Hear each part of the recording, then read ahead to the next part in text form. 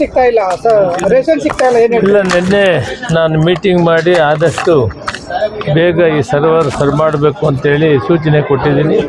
ಒಂದು 2-3 ದಿನದಲ್ಲೆಲ್ಲ ಸೆಟ್ಲ್ ಆಗ್ತದೆ, ಕರೆಕ್ಟಾಗಿ ರಿಸೀವ್ ಮಾಡ್ಕೊಳ್ಳೋಕೆ ಅವಕಾಶ ಆಗ್ತದೆ. ಸರ್, ಈಗ ರಾಜ್ಯ ಮತ್ತು ಕೇಂದ್ರದ ಎರಡೂ ಸಪ್ಲೈ ಆಗ್ತಿದೆಯಾ ಅಥವಾ ಕೇಂದ್ರದ ಎರಡು ಒಂದೇ ಸರಿ ಎರಡು ಕೊಡ್ತೀವಿ.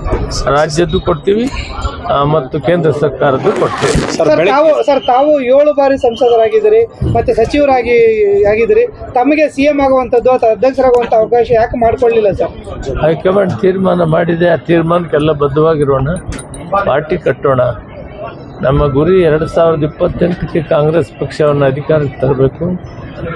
ಮಾನ್ಯ ಮುಖ್ಯಮಂತ್ರಿಗಳಾಗೋರು ಮತ್ತು ನಮ್ಮ ಹಾಲಿ ಇರೋ ಮುಖ್ಯಮಂತ್ರಿಗಳು ಒಟ್ಟಾಗಿ ಕೆಲಸ ಮಾಡ್ತಾರೆ. ಇದರ ಬಗ್ಗೆ ನಾನು ಹೆಚ್ಚಿಗೆ ಹೇಳೋದಿಲ್ಲ.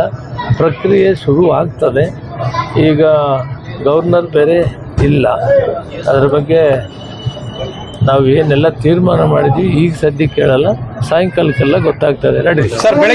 ಬೆಳಗ್ಗೆ CM ಅವರು ಬ್ರೇಕ್ಫಾಸ್ಟ್ ಮೀಟಿಂಗ್ ಅಲ್ಲಿ ಸ್ವಲ್ಪ ಭಾವುಕರಾಗಿ ಮಾತನಾಡಿದ್ದಾರೆ. ಏನೆಲ್ಲ ಚರ್ಚೆ ಮಾಡುತ್ತಾರೆ? ಇಲ್ಲ, ನಮಗೆಲ್ಲ ಮಾರ್ಗದರ್ಶನ ಮಾಡಿದ್ದಾರೆ. 2028ಕ್ಕೆ ನಾವು ಸರ್ಕಾರ ತರಬೇಕು, ಅದಕ್ಕೆಲ್ಲ ಒಗ್ಗಟ್ಟಾಗಿ ಕೆಲಸ ಮಾಡಬೇಕು ಅಂತ ನಮಗೆಲ್ಲ ಸೂಚನೆ ಕೊಟ್ಟಿದ್ದಾರೆ.